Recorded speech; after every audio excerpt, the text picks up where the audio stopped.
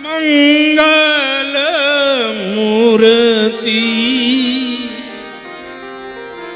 મારુત નંદ મંગલ મૂર્તિ મારુત નંદન સકલય મંગલ મૂલ નિકંદન સકલય મંગલ મૂલ નિકંદન સકલય મંગલ મૂલ નિકંદન સકલય મંગલ મૂલ નિકંદન મંગલ મૂર્તિ મારુત નંદન મંગલ મૂર્તિ મારુત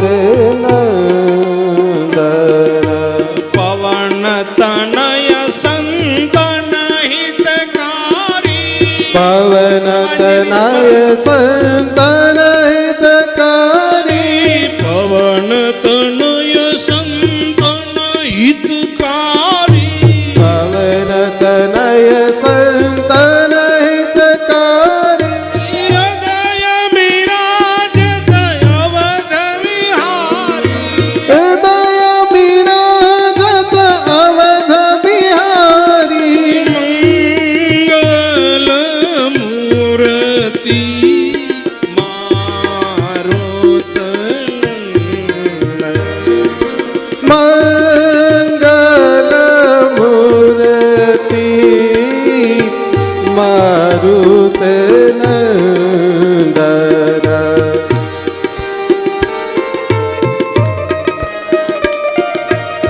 સૂક્ષ્મ રૂપે કલયુગમાં પવન સ્વરૂપે સતયુગમાં શિવપુત્ર સ્વરૂપે દ્વાપરમાં કૃષ્ણમાં રથ ઉપર બિરાજતા એ સ્વરૂપે અત્ર તત્ર સર્વત્ર બિરાજે છે પવન સ્વરૂપે એટલે કોઈ શંકા નહીં રાખવાની કે હનુમાનજી આવ્યા કે નહોતા આવ્યા આવ્યા જ હોય ક્યોંકિ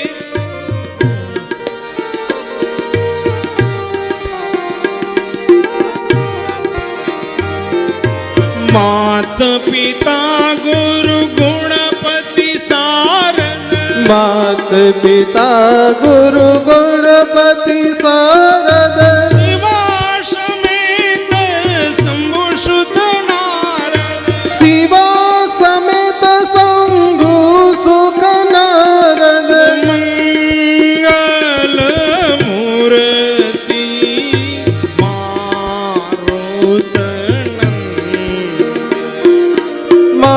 મંગલ મૂર્તિ મારુત નંદન મારુત નંદન મારુત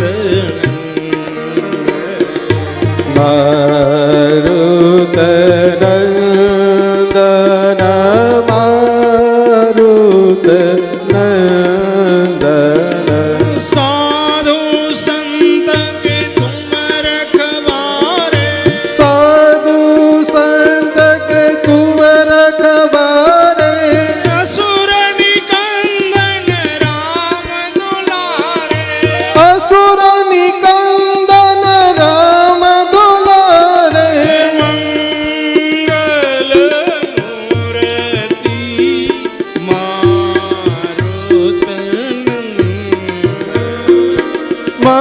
મંગલ મૂર્તિ મારુત નંદન મારુત નંદન મારુત મારુત નંદન મારુત નંદન પવન તનય સંકટ હરણ મંગલ મૂરત રૂપ